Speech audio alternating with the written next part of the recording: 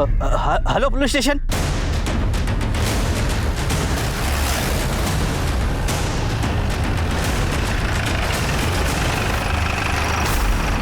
तो साहब मैंने आपको फोन किया था, 2 नंबर के लिए जा रहा था तो ये देखा। यहाँ आसपास किसी की मौत हुई है क्या? नहीं साहब। ये देह संस्कार यहीं होता है? नहीं साहब, देह संस्कार यहाँ नहीं होता, यमुना नदी के पास होता है। ये 100% क्राइम छुपाने की कोशिश की गई है। तो देख के लगता है कि जलाए हुए ज़्यादा वक्त नहीं हुआ। और एक नहीं, यहाँ 2 बॉडीज को जलाया गया। देखो सर, कोई 2 बॉडीज को एक चिता पे क्यों जलाएगा? क्योंकि यहाँ चिता नहीं, 2 बॉडीज को डिस्पोज करने की कोशिश की गई है। सर मोबाइल फोन पूरी तरह जल चुका है। एक काम करो मिश्रा, मोबाइल फोन को फोरेंसिक के लिए भेजो। देखो कुछ डेटा रिकवर होता है क्या? सर हाँ, इन हड्डियों का डीएनए प्रोफाइलिंग करवाओ। और एक चीज़ और पता करो, इन 2 लाशों को जलाने के लिए लकड़ियाँ कहीं से तो लाई गई होंगी या खरीदी गई होंगी। पता करो कहाँ से। जी सर, और आसपास के पुलिस स्टेशन में पता करता हूँ कोई मिसिंग कंप्लेंट्स है क्या। उन मिसिंग केसेस के फैमिली मेंबर के डीएनए से इनका डीएनए मैच करके देखो, शायद इनकी पहचान हो सके। सर नमस्कार, आदाब। क्राइम पेट्रोल सतर्क के आज के एपिसोड में मैं अनूप सोनी आप सबका स्वागत करता हूं। सोच एक ऐसी चीज है जो हमारे अंदर के इंसान, हमारे व्यक्तित्व का निर्माण करती है। और इंसान की सोच उसके आसपास के माहौल, उसके समाज, उसके संस्कार और उसकी पढ़ाई लिखाई से या तो सकारात्मक या फिर नकारात्मक रूप लेती है। और एक अपराध को अंजाम देने की हिम्मत भी एक सोच से ही आती है। और यह भी एक सोच का ही नतीजा था कि रात के अंधेरे में जंगल के बीचों बीच 2 लोगों को जला दिया गया। एक चिता पर 2 लोगों का दाह संस्कार। सती प्रथा के अलावा ऐसी बात पहले कभी किसी ने नहीं सुनी थी। बात एकदम साफ थी, ये तस्वीर थी एक भयानक अपराध की। आखिर कौन थे ये लोग? कौन था इनका मुजरिम? और इन लाशों को जलाने के पीछे का मकसद क्या था?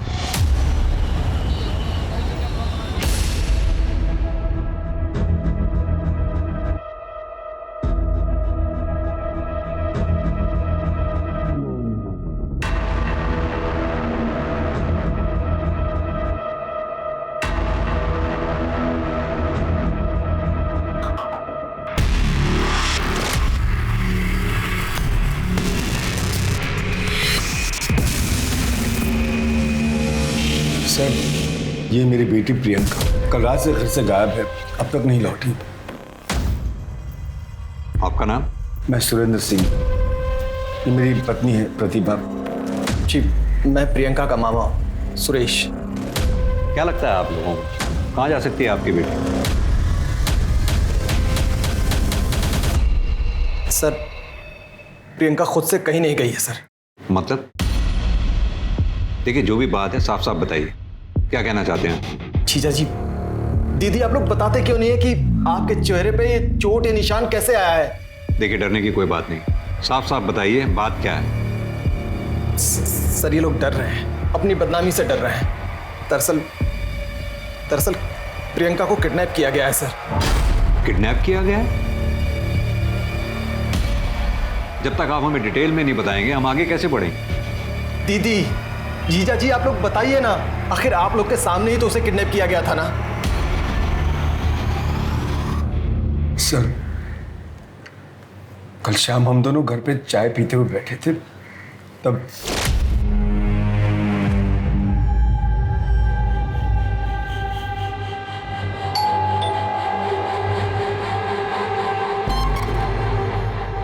कौन हो तुम? अरे प्रियंका कहाँ है? तुम्हारी हिम्मत कैसे हुई यहाँ आने की? चल जाओ यहाँ से। प्रियंका, उसकी शादी होने वाली है। मुझे पता है तुम प्रवीण हो। छोड़ दो उसे। इस जन्म में तो क्या, अगले 10 जन्म तक वो मेरी है। रवि, बाबा उठ उठ उठ। बाबा सही कहते थे, तुम बिल्कुल मेरे लायक नहीं हो। निकल जाओ मेरे घर से। मैं अभी पुलिस को फोन। हम रात भर उसी हालत में पड़े रहे सर। सर, रात को मैंने दीदी और जीजा जी दोनों को फोन लगाया, दोनों लोग का नंबर स्विच ऑफ आ रहा था। प्रियंका को फोन किया, उसका भी नंबर स्विच ऑफ आ रहा था।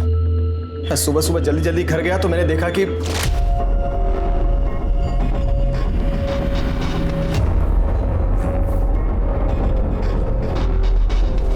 जीजा जी, उसके बाद सर मैंने इन लोगों को कन्विंस किया कि चल के पुलिस कंप्लेन करें। वो लड़का है कौन? सर प्रवीण वर्मा नाम है उसका। सर सोशल मीडिया पर उसकी फोटो है सर, ये। आप लोग पूरे यकीन के साथ कह सकते हैं वो मंकी कैप वाला लड़का यही था? कहाँ से? प्रियंका के कॉलेज में एडमिशन लेने के बाद से इस प्रवीण ने उसका जीना हराम कर दिया।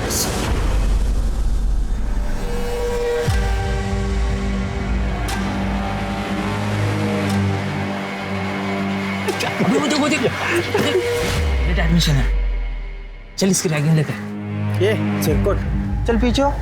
तू जाएगा रैगिंग लेने? मैं जाऊंगा रैगिंग लेने। ये रैगिंग लेने लायक नहीं है।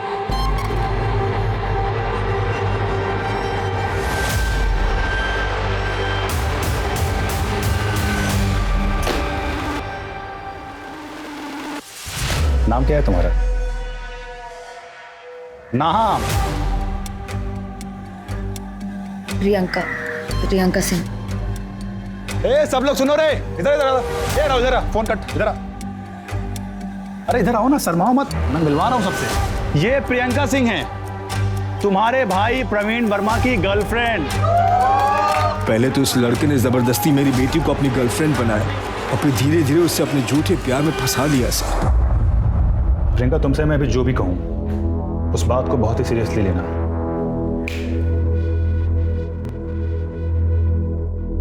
देखो, जब तुम्हें मैंने पहली बार देखा था ना, तभी मुझे तुमसे प्यार हो गया था। मुझे पता है तुम्हें यकीन नहीं हो रहा होगा। ये देखो,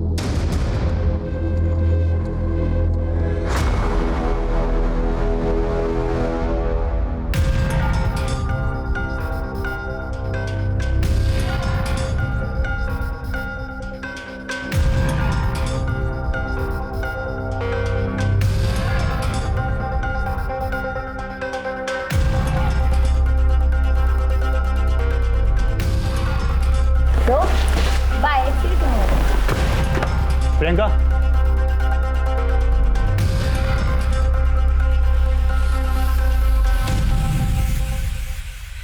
प्रियंका, तू उस लफंगे के साथ?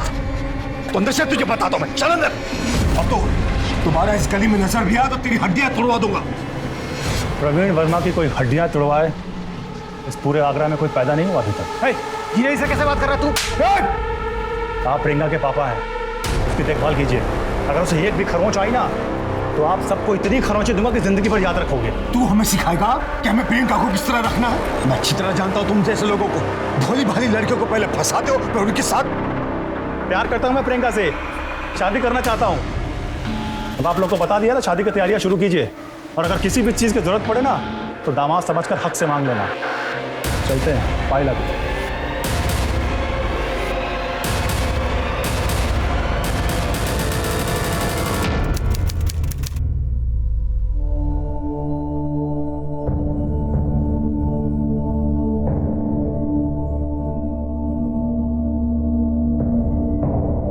तुम्हें क्या लगता है बेटा, हम तुम्हारे दुश्मन हैं? पूछ लो अपनी माँ और मामा से बेटा। अगर इस दुनिया में हमें किसी की सबसे ज्यादा फिक्र है तो वो तुम्हारी है। अगर आपको मेरी इतनी फिक्र है तो मेरी शादी प्रवीण से करवा दो। कैसे करवा दो प्रियंका? वो लड़का तुम्हारे लिए ठीक नहीं है। और तुम्हें क्या लगता है मैंने उसके बारे में पता नहीं किया है? तुम चलो मेरे साथ, तुम्हें भी उस बदमाश प्रवीण की सच्चाई पता चल जाएगी। आओ मेरे साथ, चलो अभी बता दो। चलो, इसे पहचानती हो ना? हाँ, ये तो मेरी कॉलेज का है, सुधीर। सुधीर, जो कुछ तुमने मुझे प्रवीण के बारे में बताया था, ये से बताओ। अंकल, मैं बता तो दूंगा, लेकिन मेरा नाम नहीं आने से। नहीं आएगा बेटा, डरो मत, बताओ इसे। प्रियंका, प्रवीण बहुत गंदा लड़का है, उसका 3-4 लड़कियों के साथ हमेशा अफेयर रहता है। नहीं मान रही हो तुम? सुधीर, इसे वो फोटो बताओ जो तुमने मुझे दिखाई थी।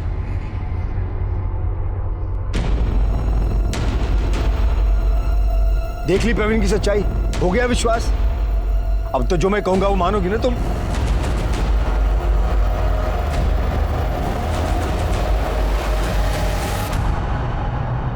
कृष्णा, बैठे रहो, वो खोलो। देखो भाई, एंगेजमेंट तो हमें बहुत जल्दबाजी में करनी पड़ी। तैयारी करने का, सजावट करने का मौका ही नहीं मिला। पर तुम लोग की शादी हम लोग धूमधाम से करेंगे। बिल्कुल कृष्ण बेटा, शादी की सारी जिम्मेदारी हमारी। एक काम करो ना, आज से ठीक 1 हफ्ते बाद अपने परिवार और दोस्तों को लेकर अग्रसेन हॉल्स ठीक 8 बजे पहुंच जाना, ठीक है? जी। प्रियंका के एंगेजमेंट के बाद हम सब बहुत रिलैक्स थे सर। हमने तो शादी की तैयारियां भी शुरू कर दी थी, लेकिन 3 दिन बाद ही वो बदमाश प्रवीण मेरी बेटी को किडनैप करके चला गया। आप लोगों ने प्रवीण के घर पे चेक किया? हमें उसका घर नहीं मालूम सर। कोई कांटेक्ट नंबर, कोई मोबाइल नंबर कुछ तो होगा आप लोगों के पास? नहीं पता सर। मैंने उसके दोस्त लोकेश और सतीश से भी पूछा, उन्होंने कहा कि प्रवीण ने घर बदल दिया है और उसका फ़ोन भी बंद मिल रहा है। आप एक काम कीजिए, अपनी सारी डिटेल्स प्रियंका के बारे में और अपने बारे में इन्हें दे दीजिए। और हाँ, अगर किडनैपर का कोई कॉल आता है तो हमें तुरंत बताइएगा। प्रियंका को हम जल्द से जल्द ढूंढने की कोशिश करेंगे। Thank you sir. सबसे पहले इस प्रवीण वर्मा के बारे में पता करो। प्रवीण वर्मा, प्रियंका सिंह, दोनों के फोटोग्राफ हाईवे पुलिस और आसपास के पुलिस स्टेशन में सर्कुलेट करा दो और अपने खबरी नेटवर्क को भी एक्टिवेट करो। सर मुझे लगता है कि ये प्रवीण वर्मा अपने घर में ही छुपा हो। तो इसका घर का पता कॉलेज में ज़रूर होगा। ये कॉलेज स्टूडेंट यूनियन का प्रेसिडेंट है। जितनी जल्दी हो सके उसे वहाँ से अरेस्ट करो। मिश्रा, इससे पहले कि ये केस मीडिया के हाथ लगे, हमें जल्द से जल्द इसे सॉल्व करना होगा। सर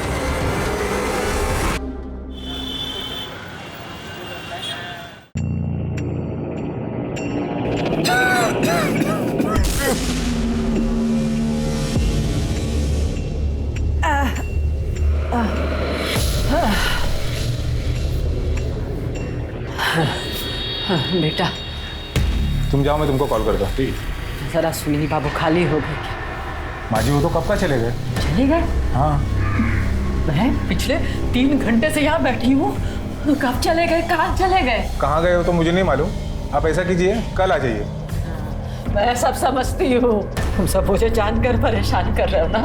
मैं पिछले 3 दिन से रोज यहाँ आके बैठती, लेकिन कोई मुझे मेरे बेटे राजकुमार के बारे में कुछ बताता क्यों नहीं? माँ जी आपके बेटे के बारे में कोई नहीं बता सकता, वो सुनील ही जानता है। एक काम कीजिए, सुनील 10 बजे आ रहा है, आप 10 बजे के पहले आ जाइए, डायरेक्टली उनसे मिल लीजिए। मैं ना मिलूंगी, ना बात करूंगी, ना कुछ पूछूंगी। मैं पुलिस स्टेशन जाऊंगी, मैं किसी को नहीं छोड़ूंगी, पुलिस को सब बताऊंगी, किसी को नहीं छोड़ूंगी।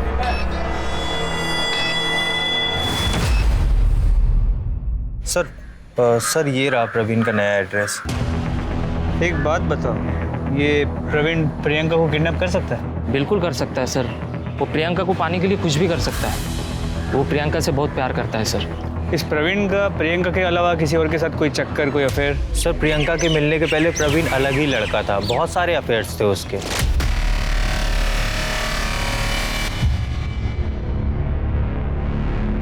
सर जब से प्रियंका उसकी लाइफ में आई थी ना, तब से प्रवीण बस प्रियंका प्रियंका प्रियंका ही करता रहता था सर। और हाँ सर, प्रवीण अपने पापा से परेशान था। उसका और प्रियंका का मिलना जुलना उसके पापा को पसंद नहीं था। कड़वा होता है। अरे शक्कर मिला इसमें। ठीक है, कुछ नहीं होता। एक बार में हाँ।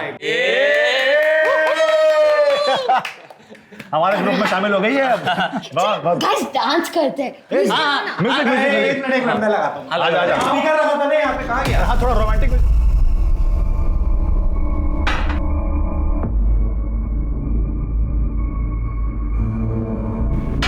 वाह वाह वाह, बस दारू और लड़कीबाजी करते रहो तुम। और लड़की तुम्हें शर्म नहीं आती है? अपना घर परिवार छोड़ के ये 3 जवान लड़कों के साथ तुम दारू पी रही हो? तुम्हारे घर वाले कुछ पूछते नहीं है तुम्हें?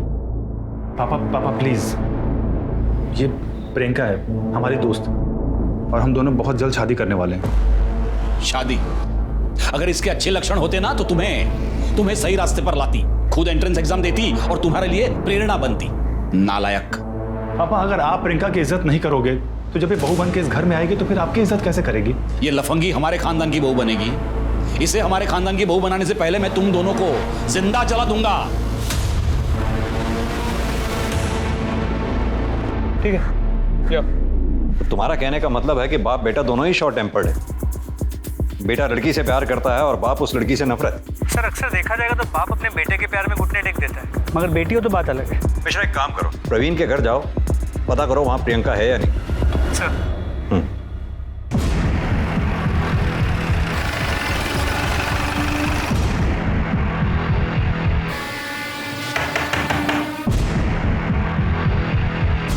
प्रवीण वर्मा।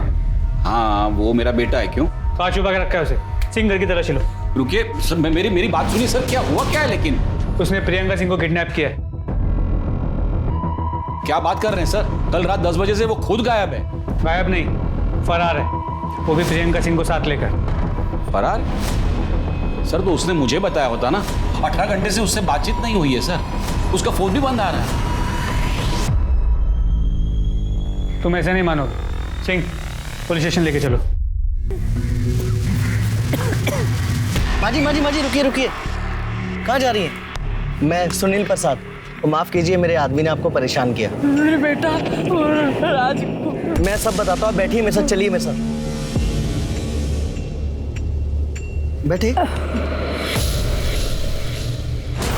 सर आप लोग मुझे यहाँ क्यों लेके आए? मैं तो खुद अपने बेटे को लेके परेशान हूँ। कितने घंटे हो गए, उसका कुछ अता पता नहीं है। अता पता होगा भी तो भी थोड़ा ना बताएंगे आप। आखिर बेटे का सवाल जो ठहरा। वैसे एक बात बता दूं आपको, किसी अपराधी को संरक्षण देना भी एक तरह का अपराध ही है। क्या बोल रहे हैं सर आप?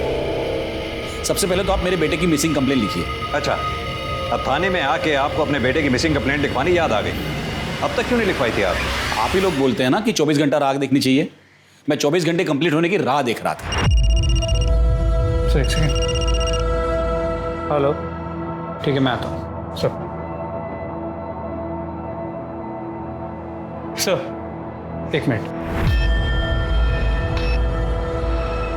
जंगल में जिन 2 लाशों के अवशेष मिले थे, उनकी सेक्स डिटर्मिनेशन रिपोर्ट। एक बॉडी मेल है, एक फीमेल।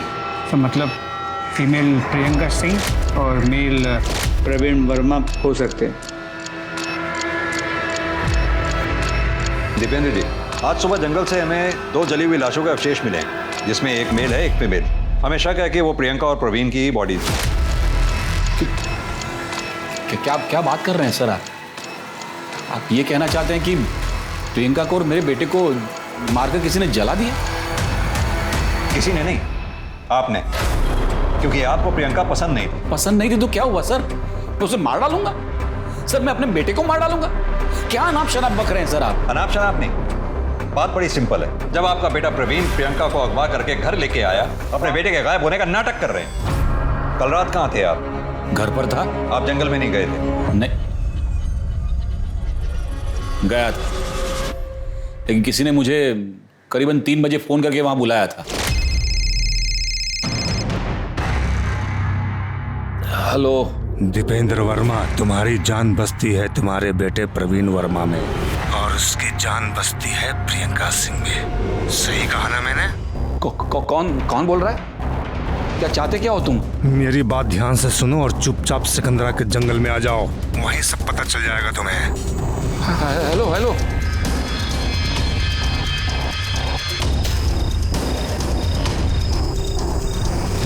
मैं 4:30 बजे तक वहां था। मुझे लगा प्रियंका के साथ वहां मुझे प्रवीण भी मिलेगा, लेकिन प्रियंका प्रवीण तो क्या, वहां कोई इंसान भी नहीं दिखा मुझे। फिर तो आपको वहां कोई जलती हुई चिता भी नजर नहीं आई होगी। चीता?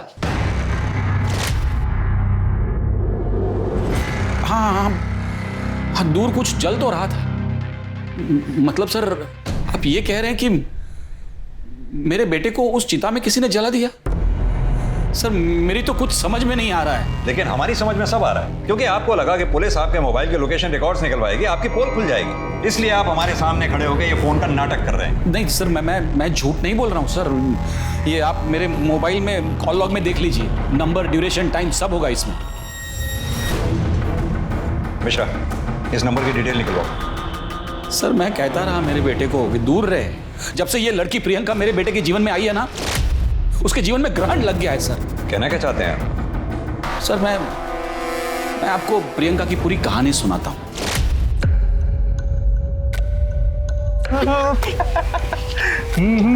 चला था ना, यही था उसमें। उसके बाद फिर क्या बोलता है वो कुछ बोलता है ना, क्या था उसका? तुम प्रवीण वर्मा हो? हाँ जी। स्टूडेंट यूनियन के प्रेसिडेंट हो? हाँ, कुछ काम था आपको? वो क्या है ना, मुझे बाहर कुछ सीनियर्स मिल गए थे और उन्होंने चैलेंज दिया था तुमको किस करने का। बाय। क्या कर रही थी? लाइव बन गई तो।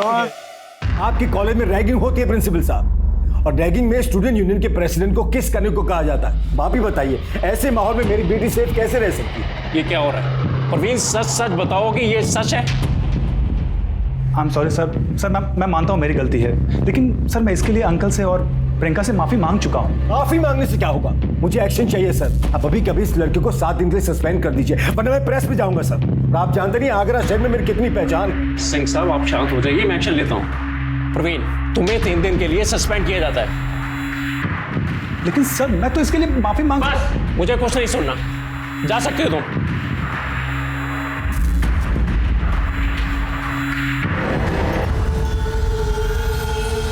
मुझे ना अभी 3 दिन कॉलेज कैंपस में कहीं नहीं आना चाहिए। भाई प्रिंसिपल ने तुझे क्लास में आने से मना किया, क्लास से रेस्ट्रिकेट किया है। कैंटीन में आके समोसे खा सकता है, टेंशन मत ले, समोसे खा ले, पकड़। अरे खा ना, इतना क्यों सोच रहा है, खा ले, कुछ नहीं होता। जो भी हो उसके लिए सॉरी। मुझे तुमसे एक बात कहनी थी। तुम्हें देखते ही मुझे तुमसे प्यार हो गया था। I love you. कहीं ये तुम्हारी फिर से कोई नई गेम तो नहीं है? मुझे पता था तुम्हें मुझ पर ट्रस्ट नहीं होगा, इसलिए मैंने तुम्हारे नाम का टैटू बनवाया। और इस तरह उस लड़की ने मेरे बेटे को फंसा लिया था सर। उसके पिताजी को जब इन दोनों के अफेयर के बारे में पता चला ना, उसके पिताजी ने उसकी मंगनी, उसकी सगाई किसी और के साथ कर दी। और इस बात से नाराज होकर आपके बेटे प्रवीण ने प्रियंका को अगवा कर लिया, आपके घर ले आया। आपने उन दोनों को गुस्से में आकर मार डाला, चला डाला। नहीं सर, ऐसा कुछ नहीं किया है सर। मैं तो हमेशा से कहता रहा मेरे बेटे को कि दूर रहे इस लड़की से, लेकिन वो था कि पागल हुआ जा रहा था उस लड़की के प्यार में। सर उस लड़की की सगाई हो गई थी, उसके बावजूद मेरे बेटे को मिलने मेरे घर आती थी।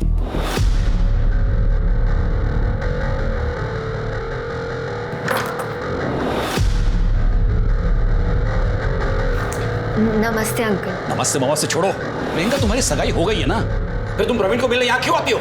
वो तो मम्मी पापा को शक ना हो इसलिए उनकी खुशी के लिए कर ली, लेकिन मैं प्यार प्रवीण से ही करती हूँ। प्रवीण, इस लड़की के लक्षण मुझे अच्छे नहीं लग रहे। देखना एक दिन तुम्हें बर्बाद करके छोड़ेगी ये। उस लड़की ने मेरे बेटे को बर्बाद कर दिया सर, मार डाला। ये दीपेंद्र वर्मा के बयान के बाद तो मामला और उलझ सा गया। दीपेंद्र वर्मा की माने तो प्रियंका गलत थी, प्रियंका के घर वालों की माने तो प्रवीण गलत था। सर दोस्तों से बातचीत में एक बात तो क्लियर हुई कि प्रियंका और प्रवीण एक दूसरे से प्यार करते हैं और शादी भी करना चाहते हैं। तो ये पॉसिबल है कि प्रियंका को प्रवीण के पास्ट के बारे में पता चल गया, उसने सारे रिश्ते तोड़ दिए, तो प्रवीण ने गुस्से में आके उसे किडनैप कर दिया। तो फिर इन दोनों लाशों के जलने का मामला क्या है? दीपेंद्र वर्मा को उसी रात क्राइम स्पॉट पे आने के लिए फोन आता है, ये महज इत्तेफाक नहीं हो सकता। मिश्रा, कहीं ऐसा तो नहीं दीपेंद्र वर्मा को ये लगा हो कि उसको मोबाइल लोकेशन रिकॉर्ड से उसकी पोल खुल जाएगी, उससे बचने के लिए वो हमें ये कहानी सुना रहा हो? सर एक चांस ये भी है कि दोनों परिवारों के अलावा कोई और भी है जिसे प्रियंका और प्रवीण के रिश्ते से प्रॉब्लम हो सकता है। इस एंगल को भी खुला रखो और ये प्रियंका के मंगेतर के बारे में जानकारी निकलवाओ। जी सर। दामिनी, ये जंगल से जो हमें 2 लाशें मिली, इन दोनों का डीएनए टेस्ट कराओ और दोनों फैमिली से मैच करा के देखो। सर ये दीपेंद्र और उसके बेटे दोनों के कॉल रिकॉर्ड्स और मोबाइल लोकेशन रिकॉर्ड्स निकलवाओ। उस कॉलर की भी डिटेल्स निकलवाओ जिसने दीपेंद्र को जंगल में आने के लिए फ़ोन किया। जी सर, और साथ साथ प्रियंका की फैमिली के सभी मेंबर्स के कॉल रिकॉर्ड्स और मोबाइल लोकेशन रिकॉर्ड्स भी निकलवाता हूँ। ठीक है। और एक बात, ये दीपेंद्र वर्मा को तब तक बैठा के रखो जब तक डीएनए रिपोर्ट ना आ जाए। सर। दामिनी, वो क्राइम स्पॉट से जो जला हुआ मोबाइल मिला था उससे कुछ रिकवर हुआ? नो सर टेक्निकल एक्सपर्ट्स ने पूरी कोशिश की पर फोन पूरी तरह से जल चुका है सर। चिताओं को जलाने के लिए बहुत सी लकड़ियों की जरूरत पड़ी होगी। ये लकड़ियां कहीं से तो आई होंगी, पता करो ये लकड़ियां कहाँ से खरीदी गई हैं। अगर इसका भी पता चल जाता है तो इस केस को सॉल्व करने में बहुत मदद मिलेगी। Right sir.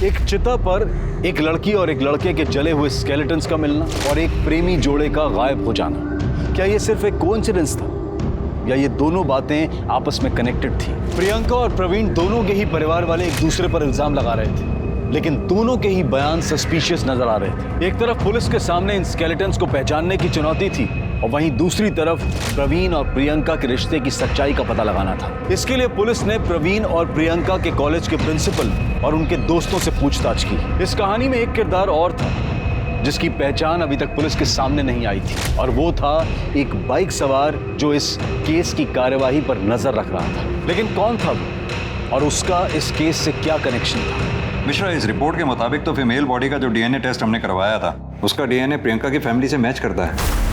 इसका मतलब वो फीमेल बॉडी प्रियंका की है। जी सर, लेकिन मेल बॉडी का डीएनए दीपेंद्र से मैच नहीं करता। मतलब वो बॉडी प्रवीण वर्मा की नहीं।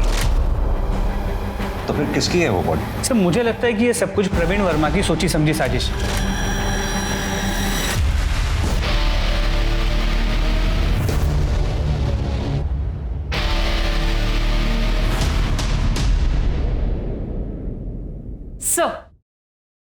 सर ये प्रियंका और प्रियंका की फैमिली की कॉल रिकॉर्ड्स आ गई।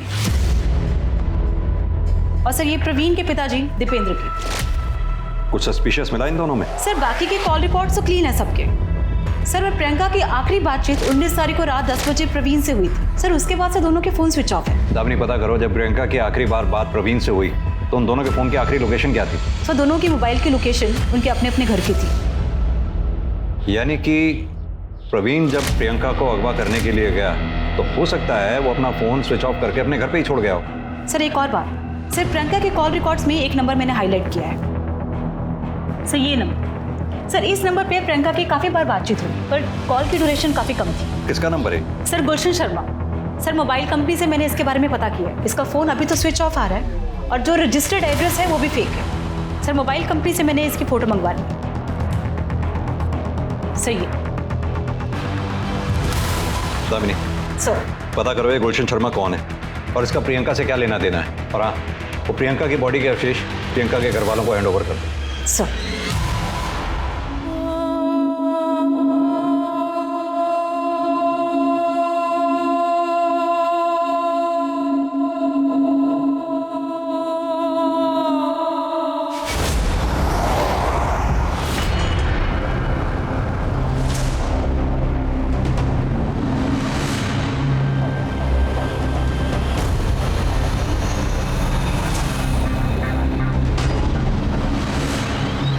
क्या है? कब से देख रहा हूँ पीछा कर रहा है। क्या कर रहा तू?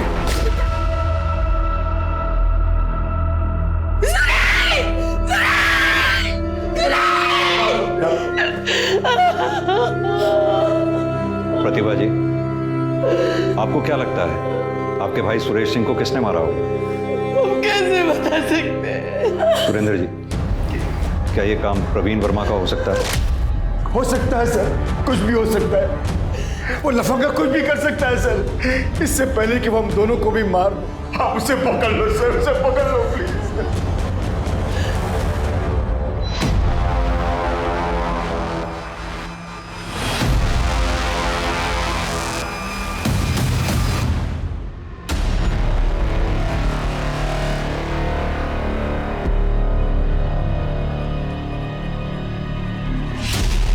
बेटा,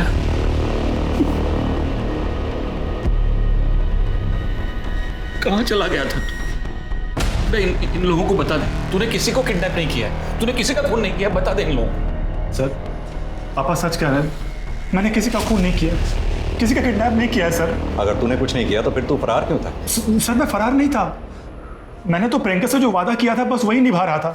प्रवीण, मैं हमारी शादी की बात घर वालों को बताने जा रही हूँ। और अगर वो लोग गुस्सा होगा तो? ऑफ कोर्स तुम्हें हार्म करेंगे। तुम एक काम करो, तुम कुछ दिनों के लिए ना कहीं छुप जाओ और जब मैं बोलूंगी तब घर आ जाना, लेकिन जब तक मैं ना बोलूं कहीं मत निकलना। ओके। शादी? कैसी शादी? सर मैंने और प्रियंका ने मंदिर में शादी कर ली थी। ये रही फोटो, हमने कोर्ट मैरिज से डेट भी ले लिया था और उसकी रिसीट भी है यहाँ पे, ये देखिए। ये फोटो और रसीद नकली भी तो हो सकते हैं। एक बात बता, प्रियंका के घर वाले प्रियंका की किडनैपिंग के बारे में झूठी खबर क्यों फैलाएंगे? सर एक पॉसिबिलिटी ये है कि ये किडनैपिंग किसी और ने की होगी, क्योंकि प्रियंका के घर वालों ने कहा था कि उसने मंकी कैप पहना। चल एक बार को मान भी लिया जाए, तूने प्रियंका की किडनैपिंग और मर्डर नहीं किया। तुझे क्या लगता है ये किसका काम हो सकता है? सर गोल्डी का। कौन गोल्डी? गुलशन शर्मा उर्फ गोल्डी।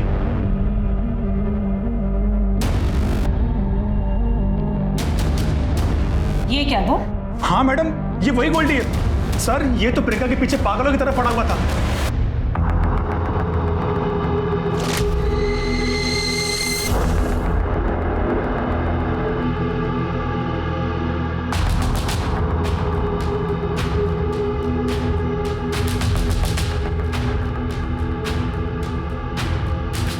आप हसीन है, ब्यूटी क्वीन है। मैं आपका आसमान, आप मेरी जमीन है।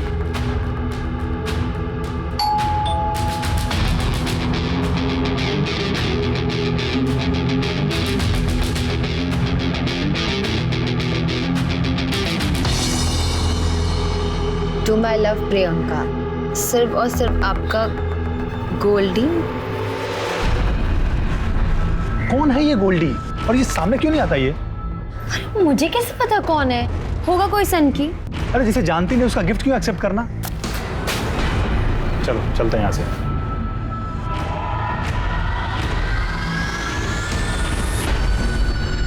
और उस दिन के बाद ये एक बार मेरे सामने भी आया था। ए चल चाबी दे। अरे गन हटा। प्रियंका को छोड़ दे, उसकी शादी मुझसे होगी, वो मेरी है, समझा? अच्छा, तो तू है वो सन की गोल्डी गुलाब वाला? हाँ देख बेटा, तू कांटा बनते ही रहेगा। मेरी और प्रियंका की शादी हो चुकी है मंदिर में। एक बार अगर मैं फिर से पुराना प्रवीण बना ना, तो फिर तेरी तो सच्चाई का पता चलने दे। प्रियंका मेरी नहीं तो किसी की नहीं हो सकती। चल, अगर एक बार को तेरी बात को माने कि प्रियंका का मर्डर और किडनैपिंग गोल्डी ने किया, तो फिर प्रियंका के मामा सुरेश सिंह को किसने मारा? सर मैं तो मुरादाबाद में था और ये घटना आगरा में हुई। मैं कैसे करूंगा? सर कुछ होना हो, ये काम भी गोल्डी का ही है। ठीक है, जब तक गोल्डी हमें मिल नहीं जाता, तू भी अपने पिताजी की तरह हमारी हिरासत में ही रहेगा। सिंह, ले जाओ। सर लेकिन सर हमें मिश्रा, इस गुलशन शर्मा और गोल्डी का हमारे लिए मिलना बेहद जरूरी है। अपने खबरी नेटवर्क में इसकी फोटोग्राफ जल्द से जल्द शेयर करो। सर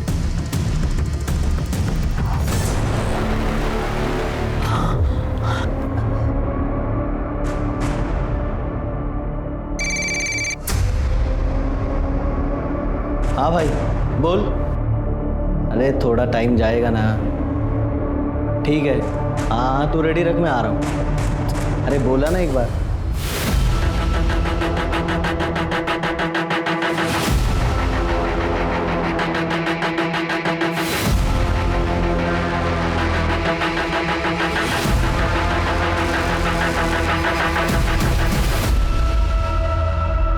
आराम से, आराम से। अब बताइए बात क्या है? साहब, मेरा बेटा राजकुमार, उसको मर के इतने दिन हो गए, पर मुर्दाघर वाले उसकी लाश नहीं दे रहे। क्यों? मुझे उसके एक्सीडेंट में मरने की खबर एक दिन बाद मिली। गांव से यहाँ तक आते आते 3 दिन और बीत गए। मुर्दाघर वालों ने बोला कि उसकी लाश को मेडिकल कॉलेज में पढ़ाई के लिए दे दिया है। तो आपने मेडिकल कॉलेज पता किया? उन लोगों ने बोला कि वहाँ पर कोई लाश नहीं आई है। अब मैं वापस मुर्दा कर गई, पर वहाँ का अटेंडेंट कभी मिलता ही नहीं था। फिर जब मैंने पुलिस स्टेशन आने का सोचा, यहाँ पे शिकायत करने आई, तो वो मेरे पीछे पीछे आया, मुझे बेला फुसला के अपने साथ ले गया। हाँ सर, ये अम्मा सही कह रही है। मैंने पुलिस स्टेशन के बाहर देखा था, ये अम्मा एक बाइक पे बैठ के जा रही थी। मैं बड़ी मुश्किल से अपनी जान बचाकर वहाँ से भाग कर आई हूँ साहब। कौन था वो आदमी? उसका नाम पता है आपको? सुनील प्रसाद। वो घर याद है जहाँ आपको उसने बांध के रखा था? हाँ साहब, याद है, कल याद है साहब। बता राजकुमार की बॉडी का बताता हूँ सर। चल बता।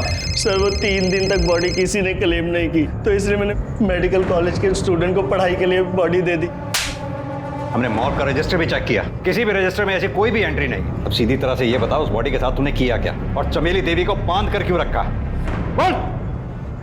सर चमेली देवी को मैंने इसलिए बांध के रखा था, अगर वो आप तक पहुंच जाती तो मेरा भांडा फूट जाता साहब। उसे भूखा प्यासा रखने का कारण था कि अगर वो भूख से मर जाएगी तो मैं बच जाऊंगा साहब। ऐसी नौबत ही क्यों आई कि तुझे चमेली देवी को मारने का सोचना पड़ा? और ये बता, उसके बेटे राजकुमार की बॉडी के साथ तूने किया क्या? बता दो सर, वो बॉडी मैंने 5000 में बेच दी सर। किसे बेची? सर वो हमारे वर्कर यूनियन में गलत कार्य करता है। नाम बताओ उसका।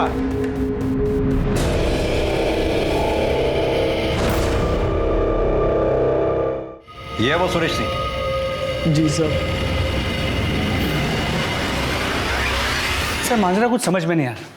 प्रियंका के मामा सुरेश ने पहले प्रियंका का मर्डर किया और फिर एक बॉडी खरीदी जो हो सकता है राजकुमार की। दोनों बॉडीज को साथ में जलाया और अपनी बहन और जीजा के साथ यहाँ आकर प्रियंका की किडनैपिंग की केस लिखवाया। और ये सब कुछ हो जाने के बाद सुरेश का ही मर्डर हो जाता है। मिश्रा, मामला काफी पेचीदा होता जा रहा है, ठंडे दिमाग से सोचना होगा। ये मेल बॉडी के जो अवशेष मिले हमें, उनका डीएनए चमेली देवी के डीएनए से मैच करके देखो। अगर मैच होता है तो चमेली देवी को हैंड ओवर कर दो। सर सर गुलशन शर्मा और गोल्डी का पता चल गया है। वो किसी अपने रिश्तेदार के घर पे छिपा बैठा है। ले आओ उसे। सर। गुलशन शर्मा उर्फ गोल्डी, प्रियंका ने तेरे प्यार को ठुकराकर प्रवीण से प्यार किया। ये बात तुझे गवारा नहीं हुई, इसलिए तूने प्रियंका को मार दिया। मैंने प्रियंका को नहीं मारा साहब, उसमें तो मेरे प्राण बसते थे। सुरेश सिंह को मैंने जरूर मारा है साहब, मैं छाती ठोक के बोलता हूं। क्यों मारा सुरेश सिंह को? हमेशा की तरह 19 फरवरी की रात को मैं प्रियंका की खिड़की के बाहर गया था, उसे एक नजर देखने के लिए।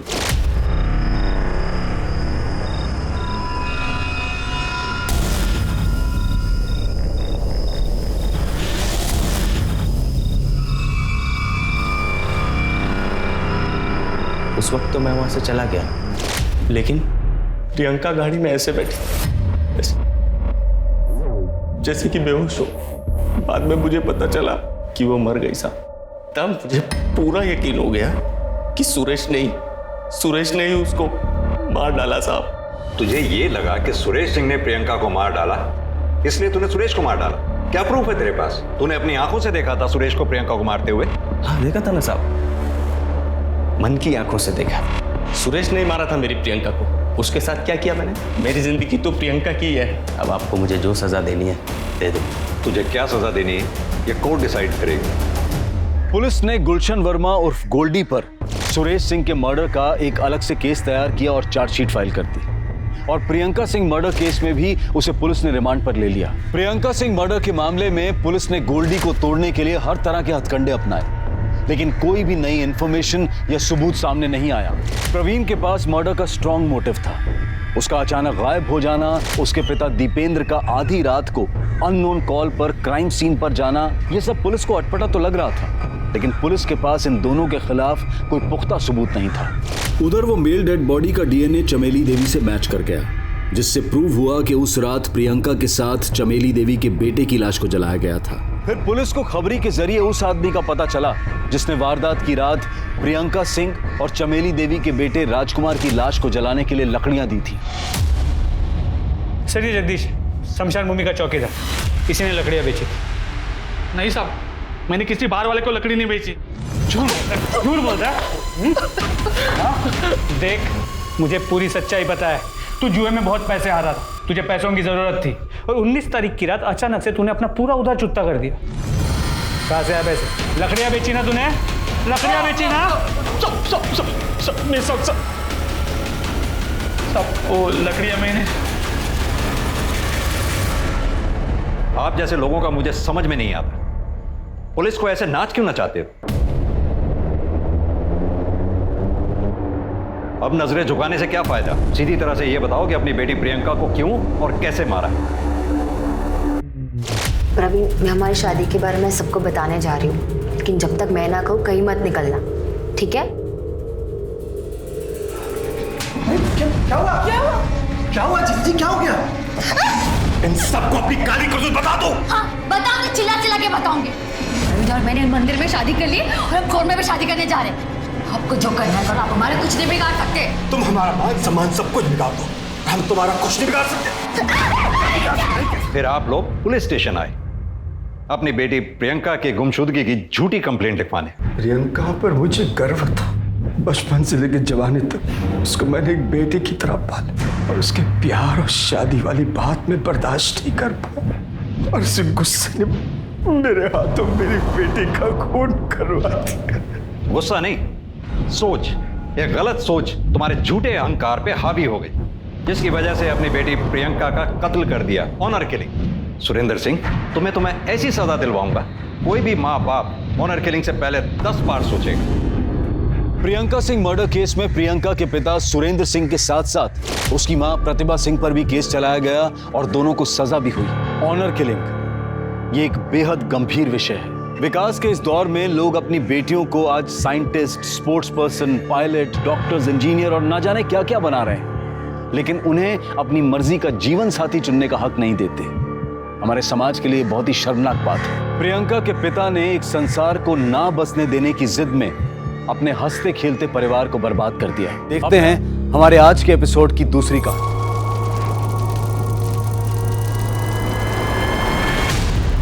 एक शरीर राख हो गया, एक मासूम लड़की की जिंदगी मौत की गिरफ्त में समा गई। साल 2020 ने हमें कई नए मंजर दिखाए हैं और न जाने अभी और क्या क्या देखना बाकी है। लेकिन क्राइम अगेंस्ट वुमेन यानी कि औरतों के खिलाफ होने वाले अपराधों के मंजर आज हमारी जिंदगी में आम से हो गए। कहते हैं कि महाभारत का युद्ध इसलिए हुआ क्योंकि एक महिला की गरिमा को ठेस पहुंचाई गई थी।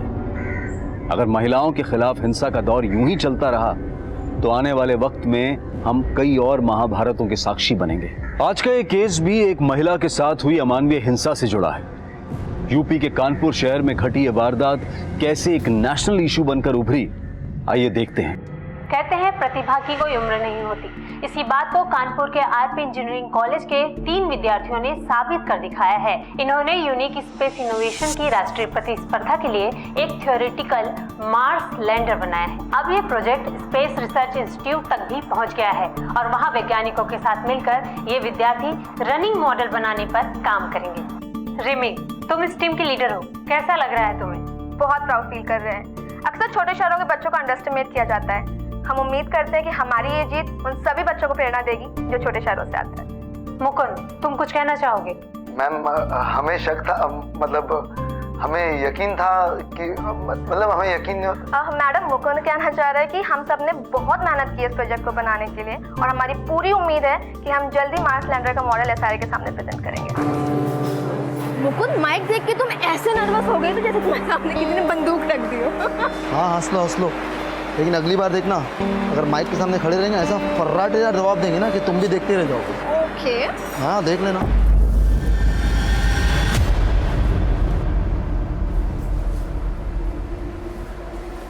हेलो, तुम ही जाओ, तुम्हारा दोस्त है, मेरा थोड़ी। हाय। हाय। नहीं, तो मुकुंद की बात पे ध्यान मत दो। चलो हमारे साथ बाकी करते हैं। हाँ। रिमी, तुम बिल्कुल फिक्र मत करो। कॉलेज में किसी भी प्रकार के भेदभाव के लिए कोई जगह नहीं है। ओके, मैं किसी न किसी प्रोजेक्ट ग्रुप में नईम के लिए जगह बना लूंगा। Thank you sir. रिमी, एक मिनट। जी सर। मैंने कैंपस प्रोजेक्ट में तुम्हारे नाम के लिए रिकमेंडेशन भेजा था। शाम तक कंफर्मेशन आ जाएगी, हो सकता है कल तक गुड न्यूज मिल जाए। Thank you so much sir. हम सच में आपके बिना ये सब कभी नहीं कर पाते। कोई बात नहीं। Thank you. सॉरी, एक्चुअली जल्दी में भूल गया। लोग सही कहते हैं, प्रोफेसर एब्सेंट माइंडेड होते हैं। ओके। क्या बात है रिमी, हमारा आइडिया चोरी करके बड़ा नाम बटोरा जा रहा है। ये क्या बदतमीजी है रघु, अब कितनी बार बताए तुम्हें? वो तुम्हारे अकेले का आइडिया नहीं था, टीम का था। हम एक टीम थे, तुम्हें अलग रास्ता चुनना था, तो उसमें हमने कुछ गलत नहीं किया। और उल्टा वो जो तुम गंदी हरकत करने जा रहे थे। रिमी, तू भी कोई दूध की धुली भी नहीं है। लड़की होने का अच्छा फायदा उठाना जानती है तू। तुम कहना क्या चाहते हो? अब बोली बनने का नाटक मत कर। किस किस को नहीं फंसाया तूने अपनी खूबसूरती से? मुकुंद नहीं, यहाँ तक कि प्रोफेसर बासु।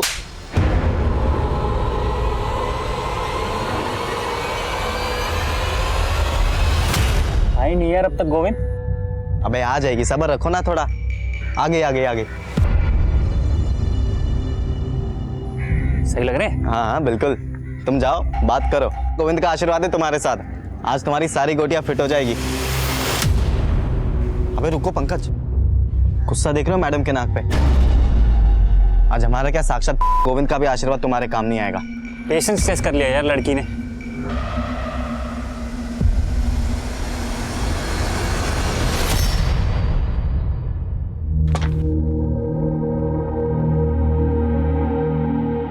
डिम्पी दी? घर और कहाँ? एक ही दिन की तो बात है, कल चलते हैं ना दोनों साथ में। वैसे भी बासु सर ने मेरा कैंपस सिलेक्शन में नाम दिया है, कल तक कंफर्मेशन आ जाएगा, फिर चलेंगे। रिमी, हम अब नहीं रुकने वाले हैं। एक हफ्ते से तो रुके हुए हैं यहाँ पे। पहले बोल रही थी प्रोजेक्ट हो जाने दो, अब कह रही हो कैंपस सिलेक्शन हो जाने दो। अरे तो इसमें हम क्या करें दी, इतने सारे काम हैं। अब वैसे तुम क्यों इतनी उतावली हो रही हो? तुम्हारे कहने का मतलब क्या है रिमी? हम जानते हैं कि तुम्हारा नाम अखबार में आया है और तुम्हें 2-3 मेडल भी मिले, लेकिन इसका मतलब ये नहीं है कि तुम्हारा काम इंपॉर्टेंट है और हमारा नहीं। हमने ऐसा कब कहा दीदी? तुम्हारा कहने का मतलब तो यही था ना रिमी। तुम ये बताने की कोशिश कर रही हो कि तुम्हारे पास प्रोजेक्ट है और हमारे पास नहीं। ठीक है, तुमको जो भी समझना है समझो, हमें तुमसे बहस ही नहीं करनी है।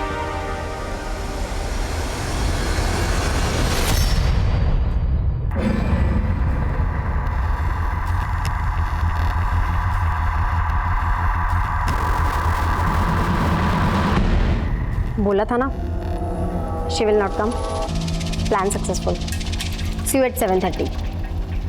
बाय।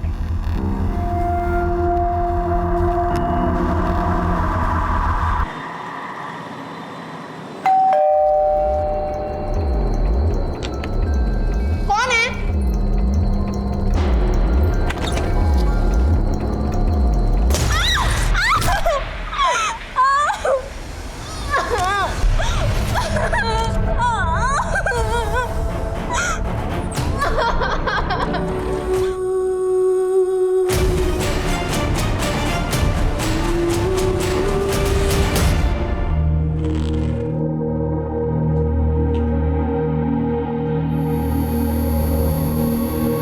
ये क्या है? अरे हमने दवाई खा ली है, भूल गई क्या? कल रात को दवाई खाई थी आपने, अभी नहीं खाई है, लीजिए। कल रात को खाई थी? ऐसा? लीजिए।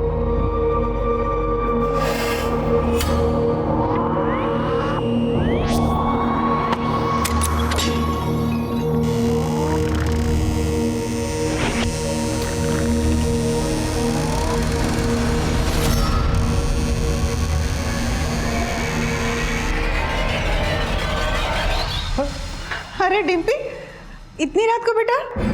हाँ माँ, बस लेट हो गई थी, लेकिन आप लोग अभी तक सोए नहीं। हम आपको डिस्टर्ब नहीं करना चाहते थे, इसलिए खुद से चाबी खोल के अंदर आ गए। और रिमी कहाँ है? वो, उसे कुछ काम था तो वो कल आएगी। अरे तो तुम भी और एक दिन रुक जाती, कल उसी के साथ आ जाती। उसे क्यों अकेला छोड़ दिया? अच्छा आप चिंता मत करिए, हम फोन करके देखते हैं उसको। रिमी रिमी रिमी, इस घर में तो मेरी किसी को कदर ही नहीं, सिर्फ एक ही बेटी है।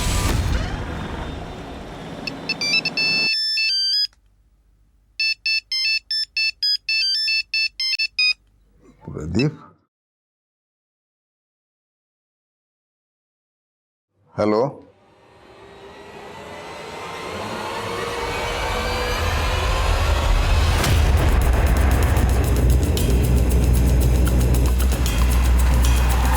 जैन सर, आइए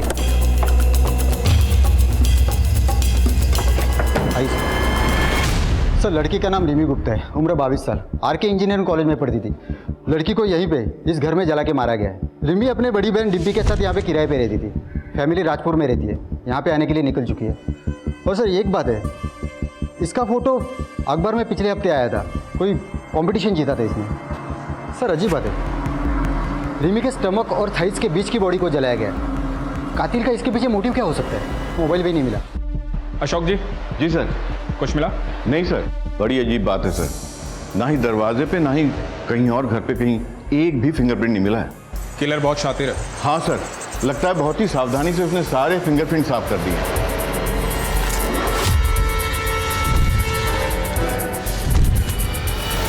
सर इस घर के मालिक प्रदीप शर्मा ने सबसे पहले बॉडी देखी और उन्होंने हमें इन्फॉर्म किया। आज सुबह जब हम सैर के लिए निकल रहे थे तभी हमने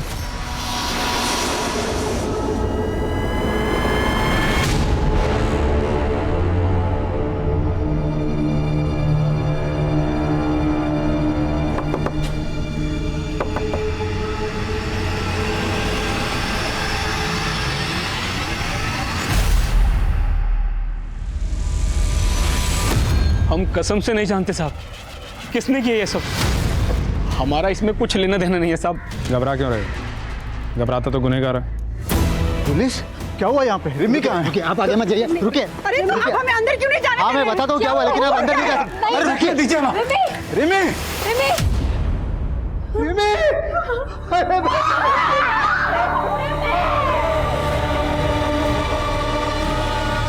मम्मी, मैं बहुत लकी हूँ जो आप मुझे मिले हो। सर डिम्पी ने बताया रिमी का फ़ोन और लैपटॉप दोनों गायब है। और एक अजीब बात, कबर्ड पूरा खाली है, रिमी के सारे कपड़े गायब है। कपड़े? लैपटॉप और फोन गायब हो सकता, पर कपड़े कोई क्यों चुराएगा? सर पिछले 4 सालों से मेरी दोनों बच्चियां यही कानपुर में रहती है और न कभी उनके कॉलेज से न मकान मालिक से कोई शिकायत नहीं आई। और हमारी रिमी तो बड़ी होनहार लड़की थी। डिम्पी, तुम रिमी के साथ रहती थी, किसी पे कोई शक, कभी कुछ हुआ हो आजकल या पहले? हाँ सर, 2 लड़के थे, वो कर सकते हैं ऐसा काम। कौन लड़के? पंकज और गोविंद, वो हमारे पीछे पड़े रहते थे। तकरीबन 1 साल पहले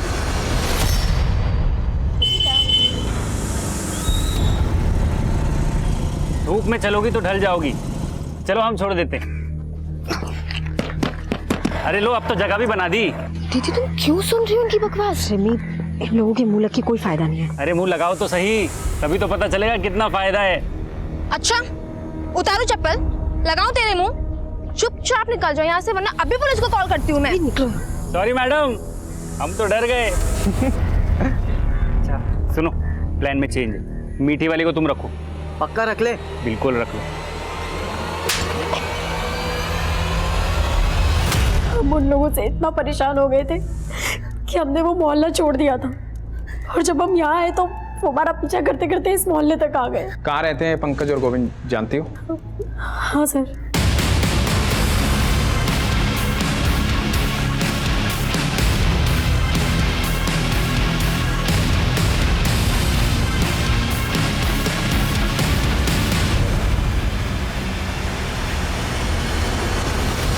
सर पंकज और गोविंद कुछ देर पहले अपना मकान खाली करके चले गए, लेकिन उनके कोचिंग इंस्टीट्यूट का पता चला है। यहाँ से उनका नेटिव एड्रेस भी पता चला है।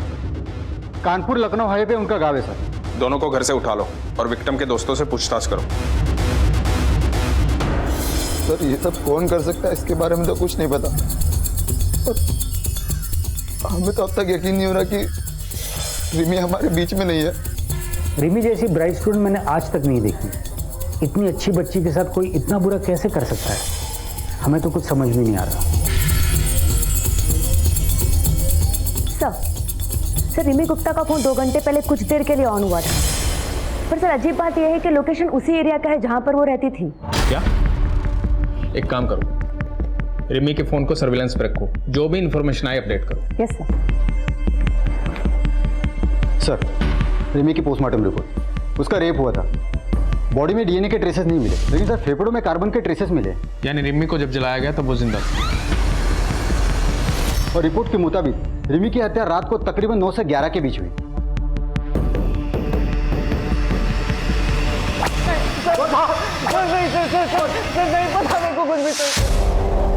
बोलो।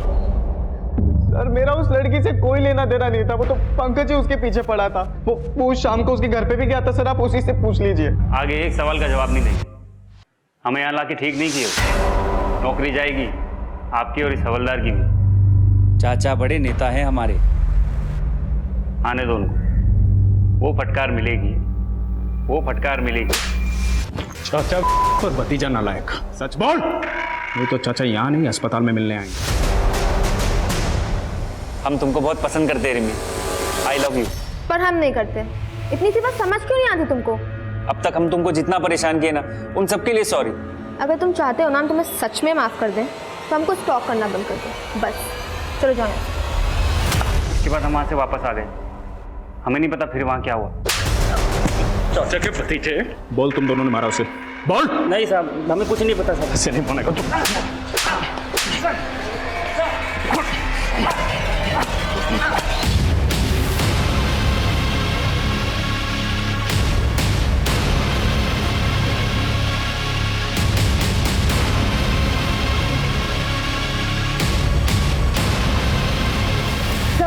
रिमी का फोन फिर से ऑन हुआ है। चल।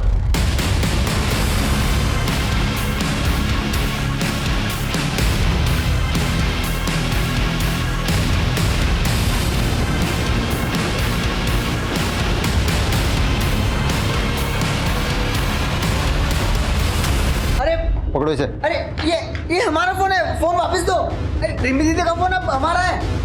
अरे मेरा फोन है। पापा पापा इन्होंने मेरा फोन ले लिया है, आप इनको बोलो ना। ये मेरा बेटा दिमाग से थोड़ा कमजोर है, प्लीज इसे छोड़ दीजिए। ये रिमी का फोन आपके बेटे के पास कैसे आया? सर आदित्य को मोबाइल फोन चोरी करके इकट्ठा करने की आदत थी, पर उस दिन पापा पापा रिमी दीदी रिमी दीदी।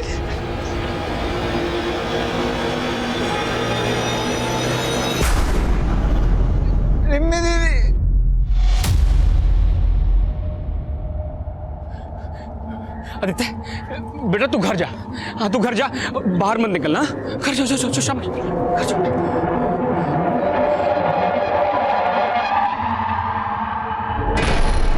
आदित्य, आप रिमी को जानते हो? रिमी दीदी? हाँ रिमी दीदी। क्या किया आपने उनके साथ?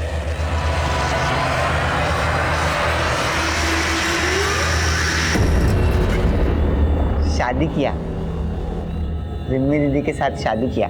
क्या हुआ था उस दिन? किसने जलाया उसे? किसी को देखा था वहां?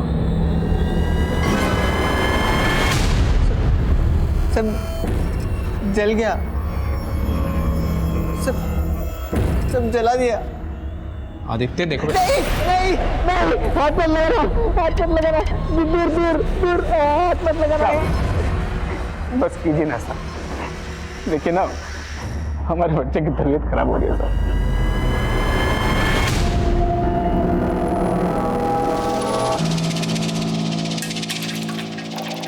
सर, आदित्य के पास हमें जितने भी मोबाइल मिले सब चोरी के थे। उसके पड़ोसी ने बताया कि पिछले 5 सालों में उनके घरों से कई मोबाइल चोरी हो गए। हम ये पता लगाने की कोशिश कर रहे हैं कि कौन सा मोबाइल किसका है।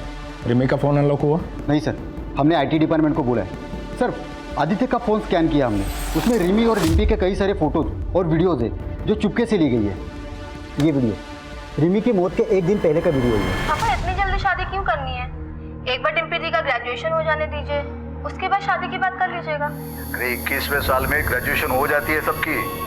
तेरी दीदी जो है कुछ महीनों में 25 की हो जाएगी, अब तक ग्रेजुएशन नहीं हुआ उसका, और कब तक पढ़ती रहेगी? आपने अपने बयान में लिखवाया था कि आप रिमी से 2 हफ्ते पहले मिले थे। ये वीडियो रिमी की हत्या से 1 दिन पहले का है। मतलब आप कहना क्या चाहते हैं? मतलब आप हम पर शक कर रहे हैं? देखिए हम भी पुलिस में थे, आपको ये कहना कि हम ही ने हमारी बेटी को, देखिए हम 2 हफ्ते पहले मिले थे रिमी से। झूठ मत बोलिए इंद्रजीत जी, सबूत है हमारे पास। क्या सबूत है? ये क्या सबूत दिखा रहे हैं? हम जो बोल, हम झूठ बोल रहे हैं क्या? बताइए। 1 मिनट सर, हमारे पापा अल्जाइमर के पेशेंट हैं, वो अक्सर चीज़ों को भूल जाते हैं। अरे हमने दवाई खा ली है, भूल गई क्या? कल रात को दवाई खाई थी आपने, अभी नहीं खाई है। इसी बीमारी के चलते पुलिस डिपार्टमेंट ने उन्हें जल्दी रिटायर करा था। वो झूठ नहीं बोल रहे, वो इस घटना को भूल चुके हैं। ठीक है। इंद्रजीत, आदित्य और प्रदीप और वो दोनों लड़के गोविंद और पंकज, इन सब के काले चिट्ठे निकालो। कातिल इनमें से कोई है। सब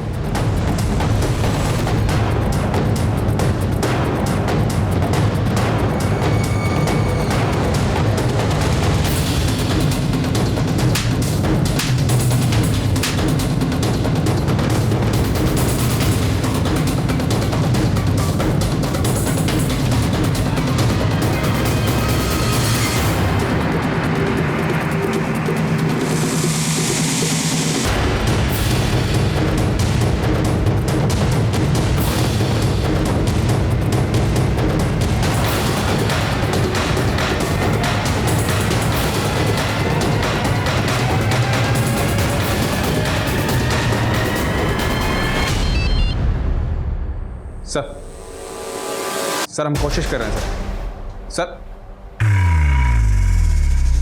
क्या हुआ सर? छुट्टी पे जा रहा हूं। 6 महीने तक रिमी गुप्ता का केस अखबारों की सुर्खियां बटोरता रहा। लेकिन पुलिस कातिल तक नहीं पहुंच पाई।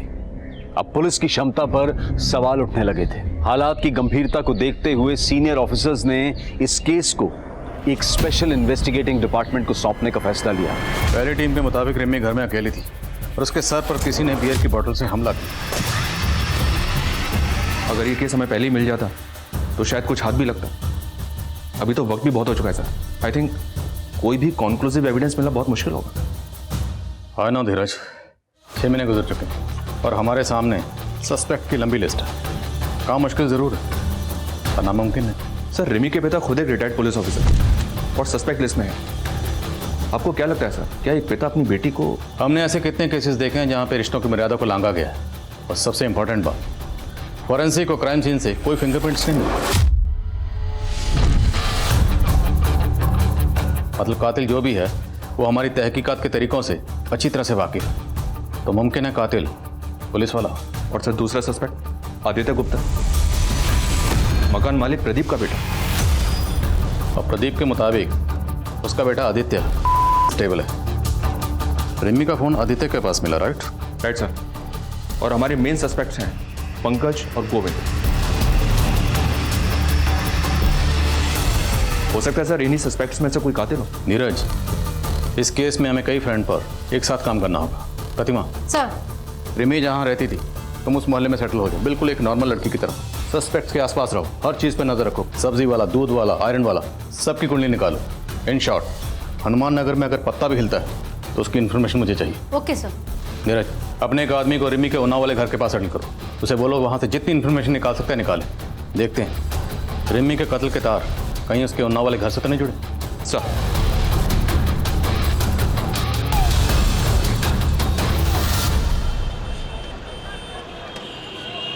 एक पिता अपनी बेटी को सपनों की ऊंची उड़ान उड़ता हुआ देखना चाहता था, लेकिन आज उसकी तस्वीर के सामने बेबस और लाचार खड़ा हुआ है। कभी खुद पुलिस डिपार्टमेंट का हिस्सा रहे इंद्रजीत गुप्ता आज अपनी बेटी को ही न्याय दिलाने के लिए दर दर भटक रहे हैं।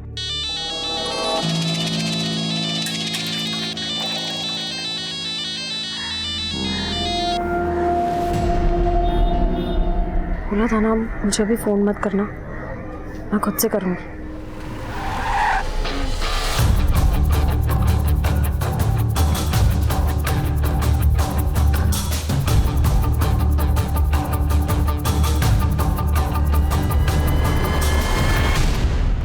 सर हम कौन सी नई बात बताए अब आपको?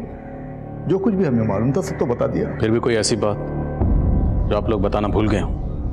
कुछ भी, कोई भी छोटी बड़ी बात रिमी से जुड़ी हुई? सर आदित्य हमारे लैंडलॉर्ड का बेटा अक्सर अजीब हरकतें किया करता था। पहले हमने इस बारे में कभी ध्यान से सोचा नहीं, लेकिन अब सोचते हैं तो लगता है कि अब क्या लगता है? ऐसा लगता है कि रिमी के लिए उसके अंदर एक जुनून और एक दीवानापन था। अरे डिम्पी, तू कब आई कॉलेज से? रिमी कहाँ है? ये लोग कौन? हमारे पापा अल्जाइमर के पेशेंट हैं, वो अक्सर चीज़ों को भूल जाते हैं।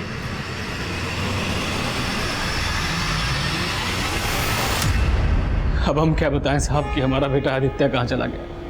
पुलिस में भी कंप्लेन लिखवाई है लेकिन पुलिस भी उसको ढूंढ नहीं पा रही। चला गया मतलब?